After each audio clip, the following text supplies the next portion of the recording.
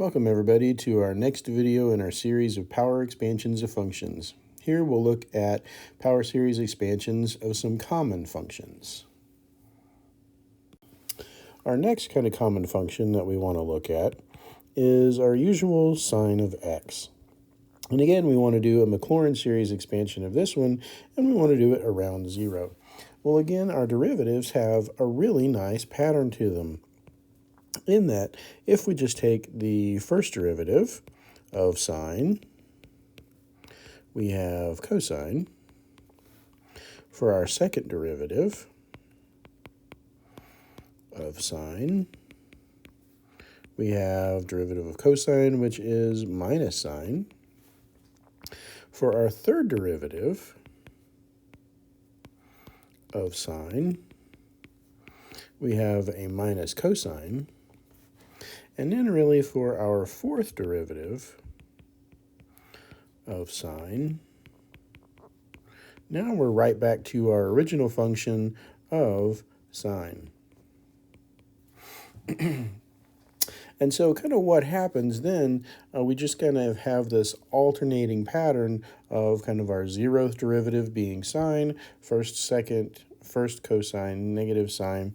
And so then we're kind of looping right back around to all of our derivatives again. And so if we go through and then evaluate each one of our functions at those values, at 0, let's see what happens. Well, if we have the sine of 0, that gives us 0. The first derivative, cosine of 0, gives us 1. Minus sine of 0 is giving us 0. Minus cosine of 0 then gives us minus 1. And finally, our fourth derivative, so sine of 0, just gives us 0. So if we were writing out the terms of our series expansion, what would they actually look like? So now let us remind ourselves of what Taylor's series actually said, that if we want the derivative of, so if we have a function that has derivatives of all orders at a particular value x equal to a, then we can do the Taylor series expansion for that function whose coefficients of the series have the form of the nth derivative evaluated at a over n factorial, and then we just write the series centered at a. In a particular case that we use a equal to 0, we have what's called a Maclaurin series expansion for f. So with this in mind, let's actually write out what our series expansion then looks like for our sine. Our sine of x is just going to look like sine of 0 plus cosine of 0 over 1 factorial times x plus a minus sine of 0 over 2 factorial x squared plus a negative cosine of 0 over 3 factorial x cubed. And so then once we have this, our pattern is just going to start to continue again. We have sine of 0 over 4 factorial x to the 4th plus our cosine of 0 over 5 factorial x to the 5th plus a minus sine of 0 over a 6 factorial x to the 6th, and so on, and so on, and so on.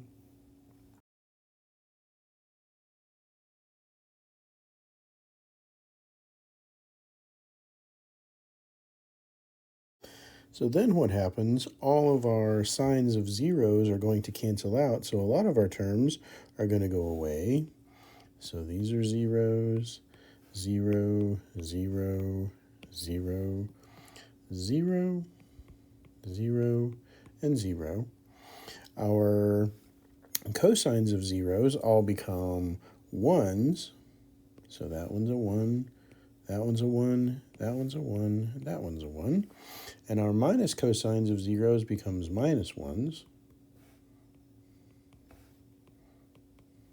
And so what we end up with is a series expansion that really looks like 1 over 1 factorial x minus a 1 over 3 factorial x cubed plus a 1 over 5 factorial x to the 5th minus 1 over 7 factorial x to the 7th, and so on. And so let's see if we can figure out a nice closed form to express this series.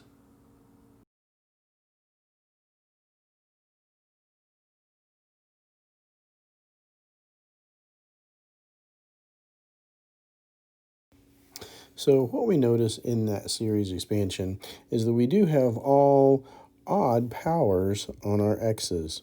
And so if we start on our indices, start our index at n equals 0 up to infinity, all of our denominators are going to be odd, kind of starting with the first one, and so we can make our denominators a 2n plus 1 factorial to represent only our odd numbers. Then what we notice is that our signs alternate. First one is positive, second is negative, positive, negative, positive, negative, with the first one being positive. So the alternating signs we can represent as just a minus 1 to the n power. And then finally, our powers on the x's match the values in our factorials in our denominators, so we just have, again, a 2n plus 1 on each one of our x's.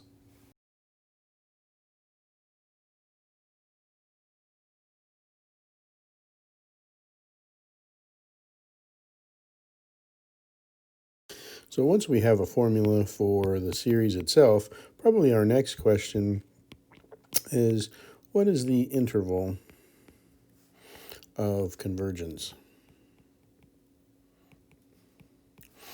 And for that, what we can do is all right, let's look at where we might have absolute convergence. So if we look at the terms of the series and we look at the absolute values of those terms, then what this gives us, the absolute value of minus 1 to the n over a 2n plus 1 factorial x to the 2n plus 1. So this is going to give us a series, n equals 0 up to infinity. The only thing that really gets killed off is this minus 1 to the n. And so we have a 1 over a 2n plus 1 factorial and an absolute value of x raised to the 2n plus 1. Now, what we notice with this series is that it's kind of reminds us a lot of our series for e to the x. So our e to the x was just our n factorials. We've kind of taken our series for e to the x and we've gotten rid of all of the even terms. And for that, kind of adds something to it so that we can really use our convergence test, our comparison test, to then use our series for e to the x to get convergence for our series for sine. So remember that our series for e to the x look like n equals 0 up to infinity of 1 over n factorial x to the n. And so this, we already said that we had an interval of convergence of all real numbers, so the radius was infinity. So that really gave us 1 plus x plus 1 over 2 factorial x squared plus a 1 over 3 factorial x cubed plus a 1 over 4 factorial x to the 4th, and so on and so on and so on. So if we kind of look at the nth partial sum for this series, so our nth partial sum plus x plus a 1 over 2 factorial x squared, a 1 over 3 factorial x cubed, plus all the way up to 1 over n factorial x to the n. So here in this case, if we kind of assume that x is going to be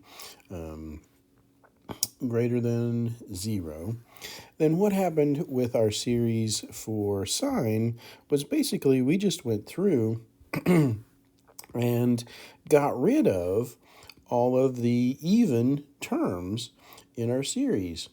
And so what happened in that case is that this is obviously going to be greater than or equal to what we would get if we just throw out those even terms. So we're going to get something that's going to be greater than or equal to, if we throw out the 1, it's going to be greater than the x, plus throw out the x squared, we have a 1 over 3 factorial x cubed, and so on and so on and so on, until we end up with some value of 1 over a 2m plus 1 factorial x to the 2m plus 1, where 2m plus 1 is either n, if n is odd, or 2m plus 1 is going to be n minus 1 if n is even.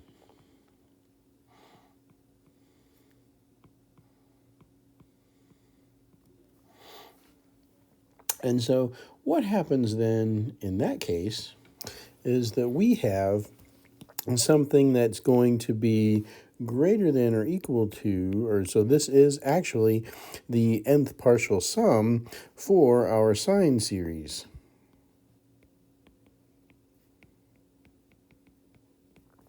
And so what happens, because we know our e to the x's converge, we've already done the work to show that those converge, and those terms are larger than the terms of the partial sums for our sine series, we therefore know that our sine series is also going to converge by just the comparison test with the absolute. And since we took the absolute value of the terms of our sine series, so this is really the absolute value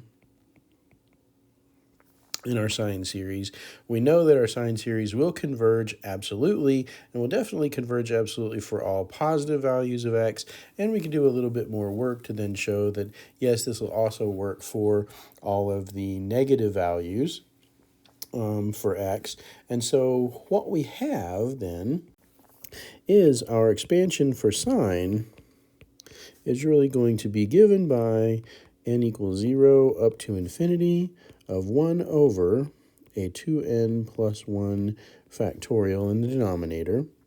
We have a minus 1 to the n in the numerator, and x to the 2n plus 1 on our powers in our terms for x. And so where is this actually going to have a radius of convergence? Well, again, just like e to the x, we end up with a radius of convergence of infinity, and so our power series will then be will then converge on the entire real number line for sine. So here we've got our example for our expansion for sine. Hope you've enjoyed this, and I will see you guys in the next one.